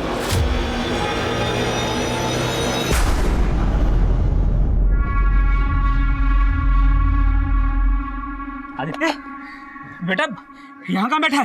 अरे मैं तुझे पागलों की तरह कहाँ ढूंढ रहा हूँ। चल चल घर चल। नहीं, हमको घर नहीं आना। क्यों, क्या हुआ? हमको डर लगता है। ओह, हम भी जल गए तो? नहीं, हम भी आएंगे। नहीं नहीं नहीं नहीं, कुछ नहीं, मैं हूं ना, मैं हूं। नहीं नहीं कुछ नहीं, नहीं, हमको नहीं आना, हमको घर नहीं आना। नहीं नहीं, हमको घर नहीं आना। नहीं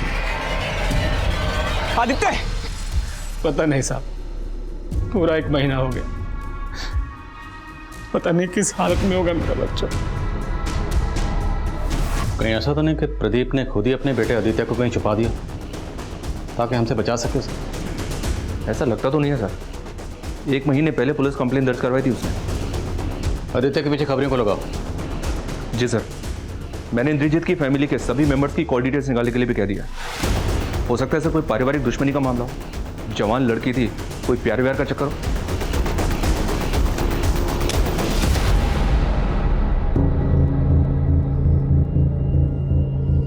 रिमी का कत्ल हनुमान नगर में हुआ, जहाँ पर वो किराए पर रहती थी। उस वक्त उसके पेरेंट्स उन्नाव में थे। रिमी एक कॉलेज स्टूडेंट थी, और आजकल के बच्चे अपनी पर्सनल बातें अपने फैमिली मेम्बर्स की बजाय अपने फ्रेंड्स से ज़्यादा शेयर करते हैं। लेकिन पिछली टीम ने ना तो रिमी के किसी दोस्त के बारे में, ना टीचर के बारे में, और ना ही कॉलेज के बारे में कोई इन्फॉर्मेशन नहीं दी। और मुझे लगता है कि तहकीकात का सबसे बड़ा लूप होल यही है।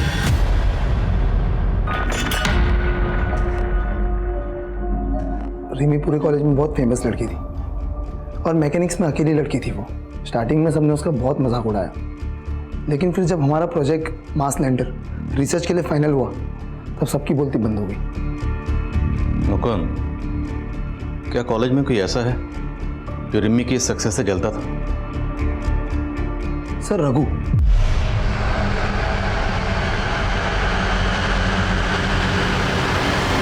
रघु रिमी से बहुत नाराज था। पहले वो भी हमारी टीम में था।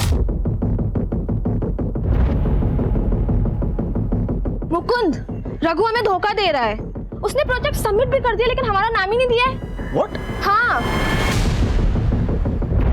सर हमने तुरंत एचओडी को कंप्लेन कर दी। फिर उसके बाद हमारे मेल्स और रिसर्च दिखाए उनको। टीचर्स ने तो हमारे ग्रुप से निकाला और फिर सस्पेंड कर दिया। सर रघु काफ़ी गुस्से लड़का है। जब हमारी टीम को फर्स्ट प्राइज मिला वो भौंकला गया और उसने रिमी को धमकी भी दी। इसका बदला हम जरूर लेंगे। बहुत जले, अब तुमको भी जलाएंगे। पहले तुम्हारे गुरूर को तोड़ेंगे और फिर तुम्हें। तो ये बात तुमने पुलिस को क्यों नहीं बताई? सर वो रिमी की डेथ की वजह से हम लोग बहुत शौक में थे सर। रहता कहाँ है रघु? माना कि हम रिमी से गुस्सा थे, हमने उसे धमकाया भी था, लेकिन हमारा यकीन कीजिए सर, हमने रिमी को नहीं मारा। सिर्फ धमकाया? हम भी तड़पे हैं, अब तुमको भी तड़पाएंगे। नहीं सर, हमने रिमी को नहीं मारा है सर। सर हमारा यकीन कीजिए सर, हमने रिमी को नहीं मारा है। नहीं मारा है सर हमने। एक इन्फॉर्मेशन मिली है सर, ये रिमी की बड़ी बहन डिम्पी कुछ तो गड़बड़ कर रही है।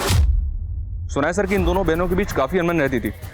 मोहल्ले वालों ने बताया कि जिस रात रिमी का मर्डर हुआ था उस रात ये रिमी के घर को छोड़कर अपने घर चली आई थी और इसको छोड़ने के लिए कोई लड़का आया था। डिम्पी को छोड़ने को लड़का आया था? ये खबर पक्की है? जी हाँ सर, मैंने 2-3 पड़ोसी से कंफर्म किया है। उनका कहना है कि उन्होंने खुद अपनी आंखों से देखा था।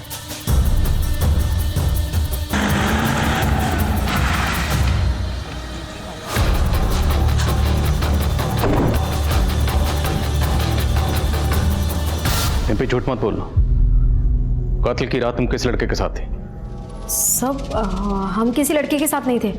हम तो सीधा कानपुर से बस लेके अपने घर आए हैं। लगता है तुम्हें भी अपने पापा की तरह भूलने की आदत हो गई। लेकिन एक बात याद रखना, जितना ज्यादा झूठ बोलोगी उतना ज्यादा फंसोगी। सर हम उस रात अपने बॉयफ्रेंड नील के साथ थे। कानपुर से कितने बजे निकले? शाम को 7 बजे। घर कितने बजे पहुंचे? करीबन 12 बजे। हमारी बहन रिमी का कत्ल हुआ 9 से 11 के बीच। इस बीच कहाँ थे? वो नील का जन्मदिन था, हम उसी के साथ थे। सर उस रात हमारा जन्मदिन था, तो मैंने और डिम्पी ने डिसाइड किया कि हम दोनों मेरे घर पर कुछ टाइम स्पेंड करेंगे और उसके बाद मैं अपनी गाड़ी से डिम्पी को उसके घर उन्नाव छोड़ दूंगा। इस नील के कॉल रिकॉर्ड्स निकलो, देखते हैं इसकी बात में कितनी सच्चाई है। सर क्या आपको लगता है कि रिमी की मौत की जिम्मेदार उसकी बहन डिम्पी है? खून के रिश्ते कितने भी गहरे क्यों ना हो, लेकिन नफरत और जलन किया किसी भी रिश्ते को जलाकर खाक कर देती। डिम्पी ने हमारे सामने आदित्य का नाम दिया। हो सकता है उसने खुद से और अपने बॉयफ्रेंड नील से ध्यान हटाने के लिए किया। तो रिमी की मौत की वजह डिम्पी की जलन है, बात कुछ और है। पंकज और गोविंद पिछली टीम के ये प्राइम सस्पेक्ट थे, लेकिन इन दोनों का नाम भी डिम्पी ने लिया था। उठाओ इन दोनों। तुम्हारी वजह से हमें यहाँ बार बार लाया जा रहा है। हमें भी पता है तुम हमें दोस्त दोस्त बोल कर ना हमारे आगे पीछे काहे घूमते हो, समझे? अब ज्यादा जबान चलाई ना तो उखाड़ के जेब में डाल देंगे। क्या बोले बे? क्या करोगे बे? अबे एक तो गलती तुम करो, सदा हम भुगते हैं। हाँ सब तुम्हारी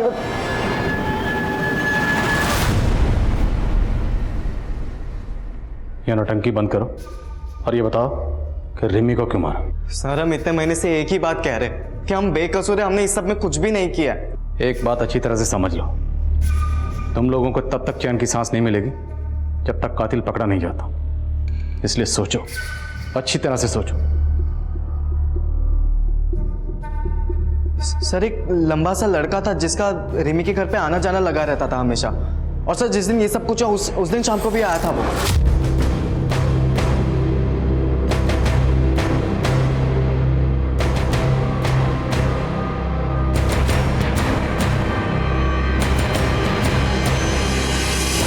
कौन था वो लड़का?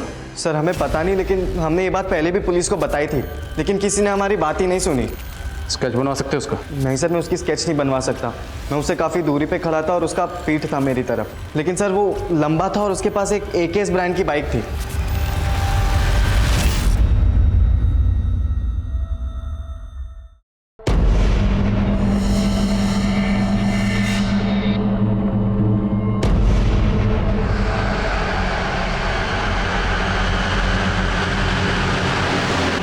संदिग्धों की लंबी लिस्ट में एक और व्यक्ति शामिल हो गया था, जिसका ना तो कोई नाम था और ना ही कोई चेहरा, लेकिन पुलिस पूरी शिद्दत के साथ हर नए उभरते एंगल को टटोल रही थी। एक तरफ पुलिस एक एक कड़ी जोड़ रही थी और वहीं दूसरी तरफ रिमी के परिवार वाले धीरे धीरे अंदर ही अंदर टूटते जा रहे थे। पापा, थोड़ा सा खाना खा लीजिए। नहीं खाना है हमें। तुम अगर रिमी को अकेला नहीं छोड़ के आती तो आज ये सब कुछ नहीं होता। लेकिन इसे आके उस लड़के के साथ आवारागर्दी जो करनी थी, छोड़ा ही हमारी रिमी को अकेला। इसी की वजह से हुआ है सब कुछ, इसी की वजह से। तो खाना खिला रही है हमें।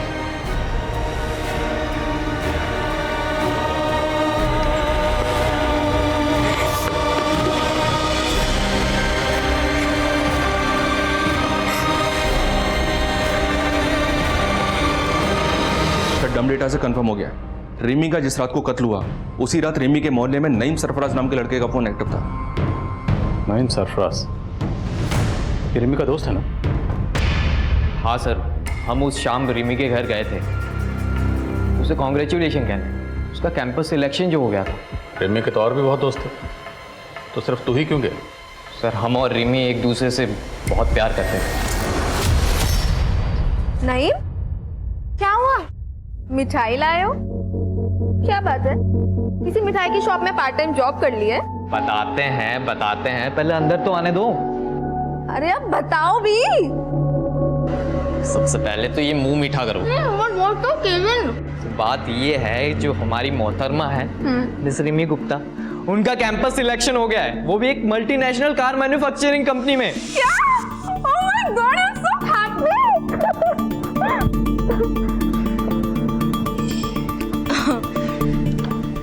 थैंक यू बताने के लिए। चलो अभी तुम जाओ। सुन बे हीरो, अगर तू और झूठ बोलेगा ना तो यहाँ से नहीं निकल पाएगा। अब सच बोलेगा या हम सच बुलवाएं? सर, हम सच कह रहे हैं। भाजी ले लो, सब्जी ले लो। बहन जी, हमारे बेटे को काम पे रख लो ना। नहीं नहीं, अब मुझे किसी भी काम की जरूरत नहीं है। रख लो बहन जी, पैसे की बहुत जरूरी है। सब ऐसे ही बोलते हैं। मेरे सामने बैठ के रोता था राजू, देखो क्या हुआ, 2 महीने का एडवांस लेकर भाग गया। अरे सीता दीदी, तुम्हें भी कोई बेवकूफ बना सकता है? ये बात मैं नहीं मान सकती। मैं भी ऐसा ही सोचती थी कि मुझे कोई नहीं बना सकता है, पर ये राजू बड़ा ही चालाक निकला। कौन है ये महान हस्ती? जरा मुझे भी दर्शन कराओ उस राजू के। अरे 8-10 महीने पहले रहने आती ना, तो उस कमीने राजू के दर्शन करा देती मैं तुमको। मतलब 8-10 महीने पहले वो भाग गया? नहीं नहीं, ये कोई 6-7 महीने पहले चला गया था। बड़ा ही लड़कीबाज था।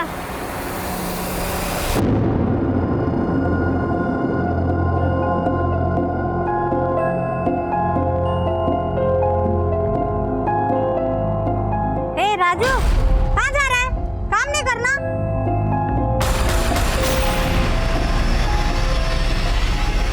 भले ही दावे के साथ कुछ नहीं कहा जा सकता, लेकिन धीरज, फिर भी इस लीड को इग्नोर नहीं कर सकते। लेकिन सर, इस आदमी के बारे में हमें और कुछ नहीं पता है। ना कोई नंबर है, ना कोई एड्रेस है। डम डेटा के डिटेल्स में भी किसी भी प्रोफाइल से मैच नहीं करता। मोहल्ले के सब्जी वाले के अलावा किसी ने इसके बारे में कुछ नहीं बताया। प्रतिमा, तुम श्योर हो वो सब्जी वाली सच बोल रही है? सर इतने नामों को हमने टटोला, इस आदमी को भी टटोल कर देख लेते हैं। एक काम करो, कत्ल के 7 दिन पहले का डंप डाटा निकालो, उसमें जितने भी प्रोफाइल्स हैं सारे प्रोफाइल से स्केच मैच करो, शायद कुछ मिल जाए। और मोहल्ले में भी सबको ये स्केच दिखाओ, शायद कोई क्लू मिले।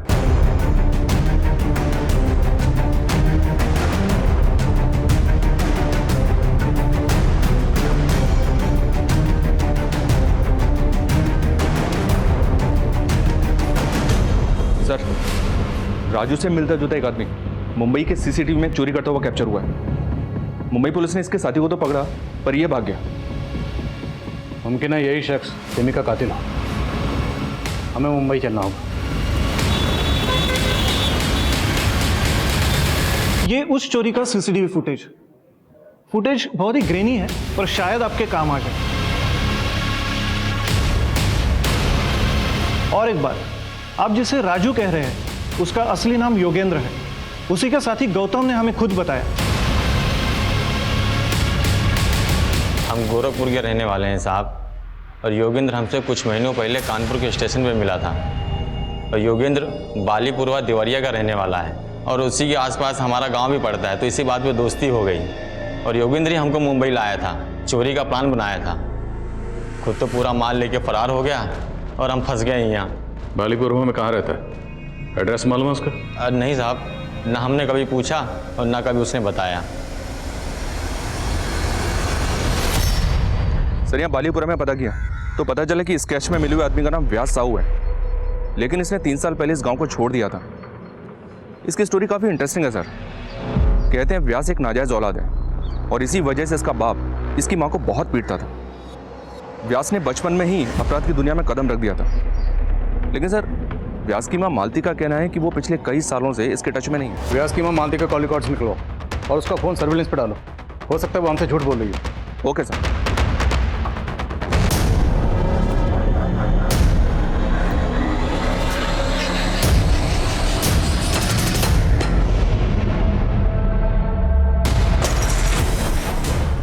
सर, व्यास की माँ मालती को लखनऊ से एक नंबर से 3 बार कॉल आया है। ये खबर पढ़ो। 2 दिन पहले लखनऊ में स्वाति नाम की लड़की का रेप किया गया। यानी कि योगेंद्र उर्फ राजू उर्फ व्यास शायद इस वक्त लखनऊ में? करेक्ट। लखनऊ पुलिस से कांटेक्ट करो, इससे पहले वो वहाँ से फरार हो। हमें से पकड़ना। सर, जिस नंबर से व्यास की माँ को कॉल आ रहे थे वो आपके एरिया में ही एक्टिव है।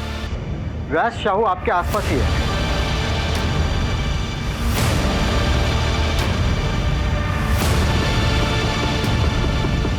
सर, वो आ रहा है। रुक, इधर आ। अरे आना। रुक।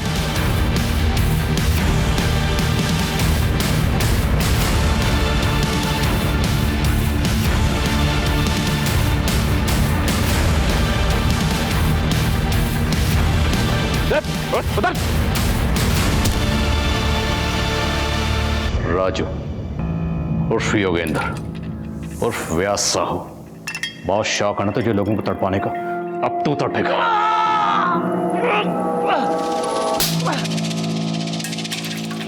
क्या बिगाड़ा था उन लड़के ने तेरा? क्यों मारा उन्हें? पता नहीं साहब, हमको मजा आता था। हम सोचे कि सब लोग अपने मन का करते हैं तो हम भी करेंगे, इसीलिए किया सब। रिमी, उसे क्यों मारा और कैसे मारा? वो पसंद आ गई थी साहब हमको। एक दिन हम उस लड़की के घर के बाहर खड़े थे, हमने देखा कि उसकी बहन सामान लेके बाहर जा रही। चले गए साहब उसके घर में। कौन है?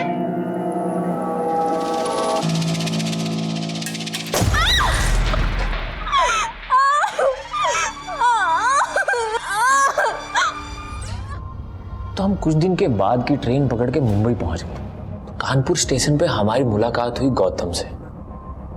हम दोनों ने मिलकर खूब चोरियां की साहब। तो जो कीमती सामान चुराता था उसका क्या करता था? वो तो हम लोकल चोर बाजार में बेच देते थे साहब। और वो लड़कियों के कपड़े वो क्यों चुराता था? खुशबू आती थी साहब, हमारे शिकार की खुशबू। लड़कियों के कपड़े ओढ़ के सोने का मजा ही अलग है साहब। अब तुझे मजे हम दिलाएं।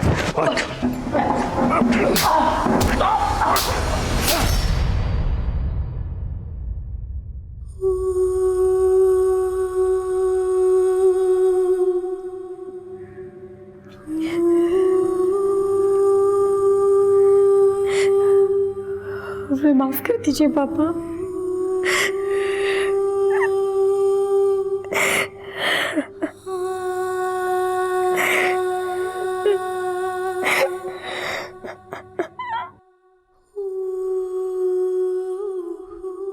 व्यास से आगे पूछताछ करने पर पुलिस को कई चौंका देने वाली जानकारियां मिली।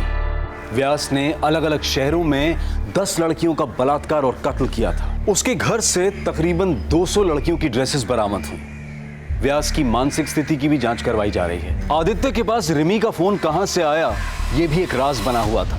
पुलिस का अनुमान था कि शायद भागते वक्त कातिल के हाथों से फोन गिर गया होगा और आदित्य ने आदतवश उसे उठा लिया होगा। रिमी जैसी होनहार लड़की के साथ जो हुआ वो काफी अफसोसजनक है।